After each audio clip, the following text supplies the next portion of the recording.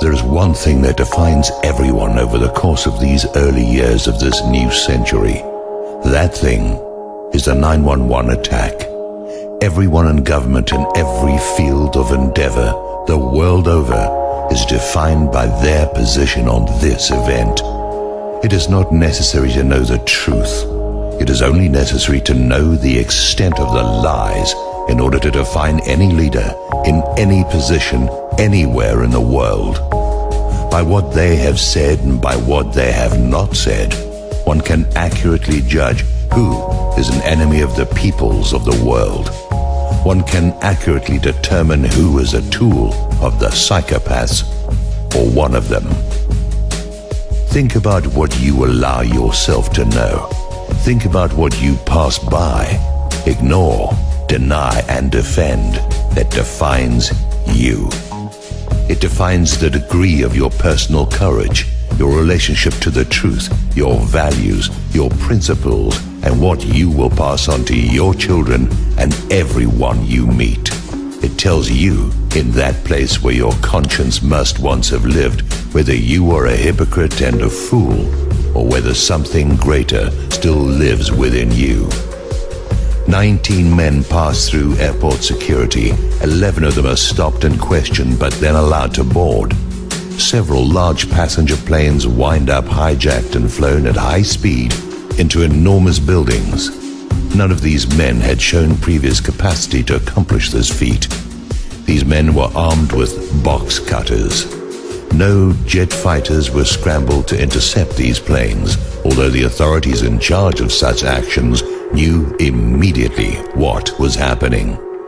Airport traffic controllers were ordered to destroy all recorded evidence of the event. Some of them physically broke the CDs and scattered the pieces into different trash containers at the airports. Within hours, 3 of the biggest buildings in the city, buildings designed to absorb the impact of the very planes which hit them, all crumbled into their own footprints at the speed of free fall. It was said that the fire, which burned below the melting point of steel, caused this to happen. No fire in history had previously accomplished such a thing, not once. Previous fires had burned hotter and longer, yet no building fell. Now, 3 have fallen in one day. Months later, the wreckage burned white hot beneath the surface, and clear cuts and support beams were photographed. A passport from one of the hijackers appears on a city street, undamaged. Cars are discovered at airports with flight training videos and Qurans. Apparently, the men who were deeply religious enough to give their lives to attack these buildings thought nothing of leaving their sacred texts behind. Some weeks later, 7 of the alleged hijackers are found to be alive in their native countries. Some days earlier, some of these men were observed drinking and having lap dances in a Florida bar. This sort of behavior is not normal for such men as these. Around the same time, the ringleader of these men and some associates were observed by the FBI boarding a gambling boat belonging to Jack Abramoff. These men were tracked to Las Vegas and watched by the FBI, yet they passed through the airport security checkpoints. Even though 11 of them were stopped and questioned, they still boarded. On the day of the event, several men were observed videotaping the attack as it happened. They were seen to be dancing and celebrating as well. The police stopped and arrested them. They were found to be Mossad agents. Sometime later, they were quietly released and returned to their home country with no reasons given. The men videotaping and celebrating had to have known about the attack in advance in order to have been in a position to film it. Members of the Bin Laden family, the man accused of masterminding the attack, were immediately flown out of the country. Bin Laden denied any connection to this attack. Direct evidence of this exists, and no evidence of his admitting his involvement exists. All of this is fabrication and hearsay. No one can present such information other than one fabricated video that was proven false by the world's leading forensic experts in Switzerland. Many insist it is true, but no one has such evidence. Go look. Show it to me. As a result of this event, major wars have been launched. Over 1 million people have died, with nearly another 5 million displaced.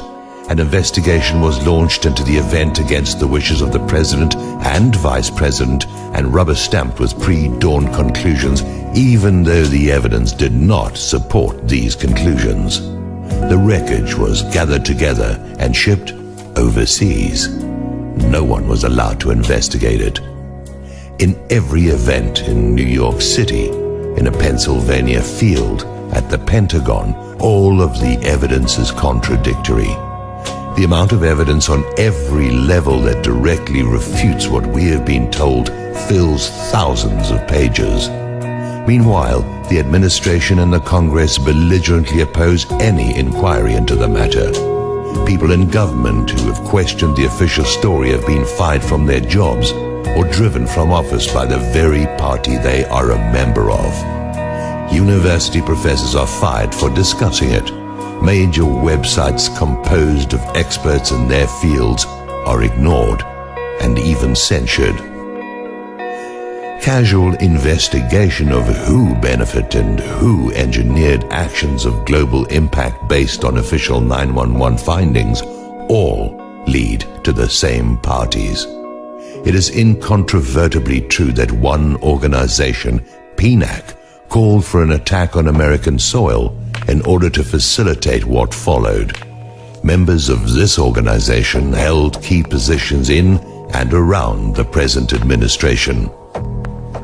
Therefore, here is what you must know, given that the official story is patently absurd.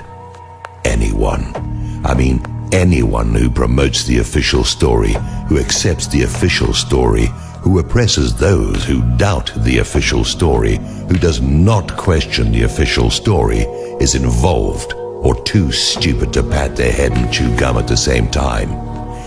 Any presidential candidate who does not dispute the official story is a traitor to their nation and a tool of those who accomplished this attack. It all comes down to 911. Everything that has happened based on a lie. Everyone in government, in the media, in entertainment, in organized religion, in the public eye, and in the public who accepts and promotes the official story is either a traitor or a tool. Everyone who does not stand forth and speak truth to power is a coward, a liar, and complicit in mass murder. Everyone, everywhere, can be measured according to this litmus test.